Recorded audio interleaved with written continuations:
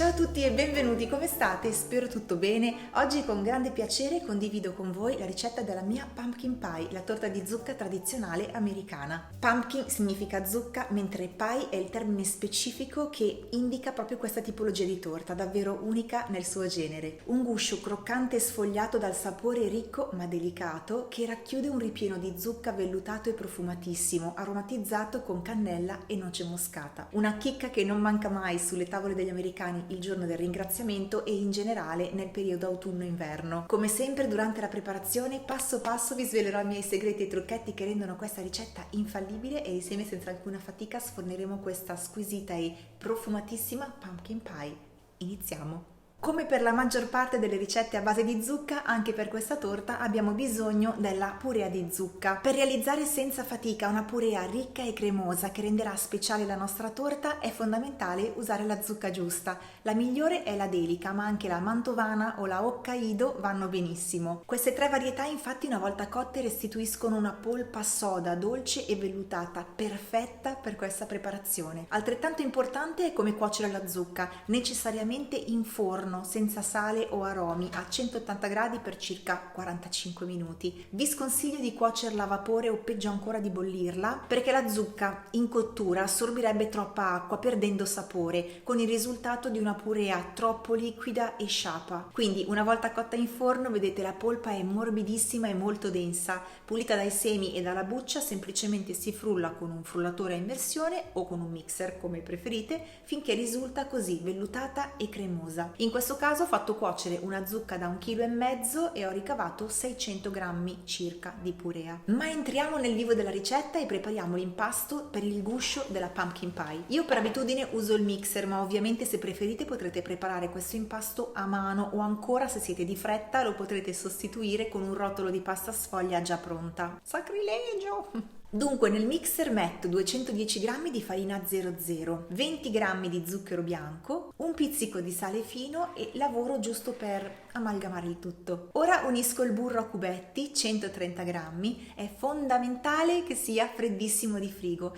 che se preferite potrete sostituire con la stessa quantità di margarina, ovviamente anche lei freddissima. Lavoro brevemente con il mixer, modalità così, pulsazione o con la punta dei polpastrelli se state impastando a mano, fino a ridurre il burro in fiocchi irregolari, grandi come lenticchie, che caratterizzano questo impasto. In cottura infatti ogni piccolo fiocco si scioglierà creando delle piccole minuscole tasche che sfoglieranno l'impasto internamente rendendolo leggero e croccante. A questo punto concludo aggiungendo 50 g di acqua, anche lei bella freddina, e lavoro pochi secondi fino a che l'impasto comincerà a formarsi grossolanamente. Trasferito su una pellicola alimentare, vedete com'è grezzo ancora, lo lavoro con questi movimenti piuttosto veloci. L'importante qui è compattare l'impasto senza però manipolarlo troppo per non sciogliere questi fiocchetti di burro. Chiudo bene con la pellicola e metto in frigorifero a riposare per almeno 30 minuti e fino a 24 ore. Passato il tempo di riposo tolgo la pasta dal frigo. Prima di lavorarla però, trucchetto, la lascio qui a temperatura ambiente per 5 minuti, così si ammorbidisce e riusciremo a stenderla senza alcuna fatica. Mentre la pasta rinviene vi mostro lo stampo tipico americano che si usa per questa torta, si chiama pie dish, ovvero piatto per pie, per questa torta appunto.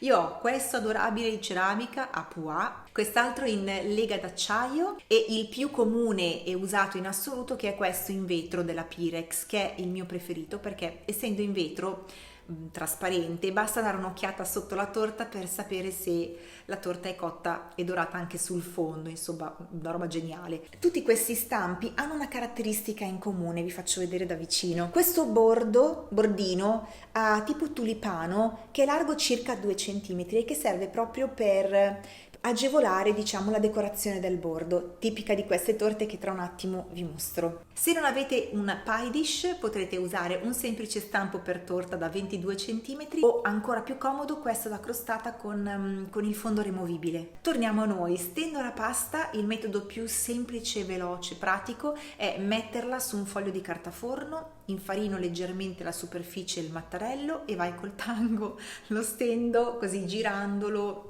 vedete in questo modo su se stesso, così otterremo senza fatica un cerchio preciso, tutto dello stesso spessore, sottilino direi, di circa 3 mm. Se mentre lo stendete si dovessero formare queste crepe profonde, niente paura, significa che l'impasto è ancora troppo freddo. Basterà semplicemente aspettare 3-4 minuti in modo che si scaldi un pochino e riprendere a stendere fino a che la pasta avrà un diametro di circa 30-35 cm, praticamente sono 10 cm in più rispetto al diametro dello stampo. Ora, grazie alla carta forno trasferisco la base senza alcuna fatica nello stampo.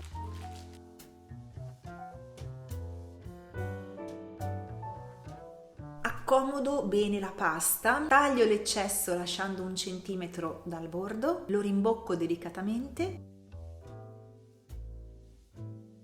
e passo alla decorazione del bordo. Esistono centinaia di decorazioni meravigliose, dalle più semplici alle più fantasiose. Io ho scelto la più classica che si chiama fluted, tradotto significa il bordo smerlato, semplice, facilissima da realizzare ma incredibilmente scenografica.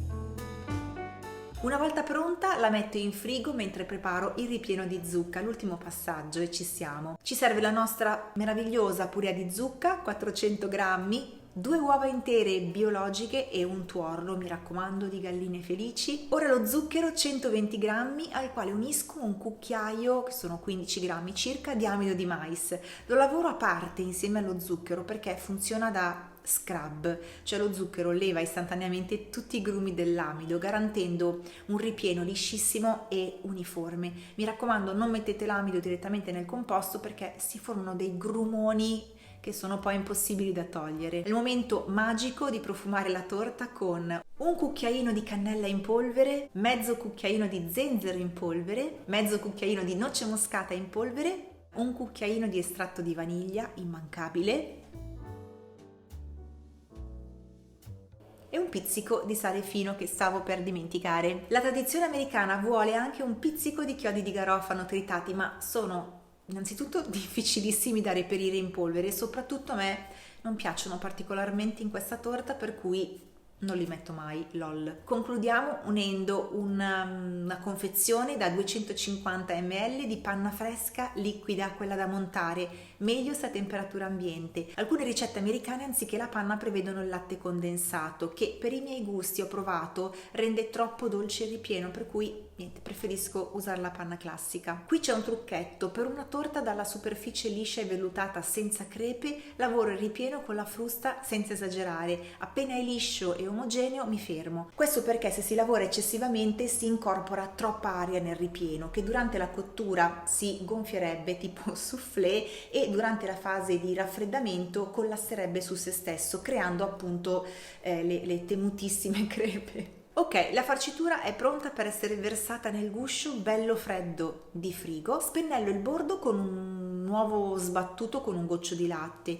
e spolverizzo con dello zucchero. È un passaggio opzionale ma che vi consiglio se volete un bordo proprio irresistibile, croccante, dorato e caramellato al punto giusto.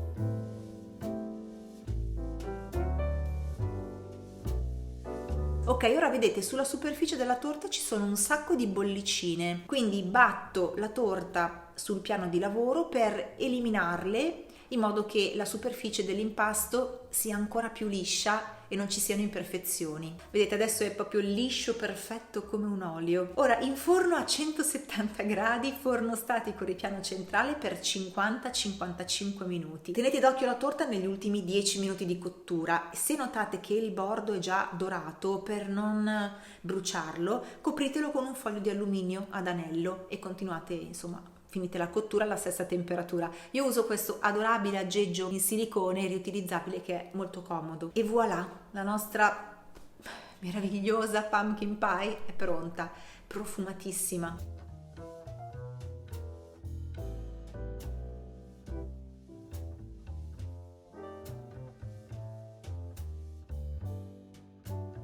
Una volta raffreddata la servo così com'è o come vuole la tradizione, con un pochino di panna montata spolverizzata di cannella. È squisita, la consistenza croccante del guscio accoglie come in un abbraccio la farcitura delicata ma profumata e dolce di zucca. Insomma, se l'autunno fosse una torta, sarebbe una pumpkin pie. Non c'è dubbio. Se dura, questa torta si conserva in frigorifero in un contenitore ermetico per massimo 3 giorni. Vi sconsiglio di preparare questa torta il giorno prima, perché con il passare delle ore, come tutte le torte così farcite, inevitabilmente perde la sua fragranza. Quando ho poco tempo e mi voglio portare avanti, il giorno prima preparo la purea di zucca e la base della torta, che il giorno successivo farcisco e metto a cuocere in forno. Sono commossa. Bene, spero tanto che questa ricetta vi sia piaciuta. Come sempre vi ringrazio per la compagnia. Noi ci vediamo in occasione del prossimo video. Nel frattempo ci sentiamo qui sotto nei commenti e su Instagram. Vi mando un grande abbraccio, a presto, ciao!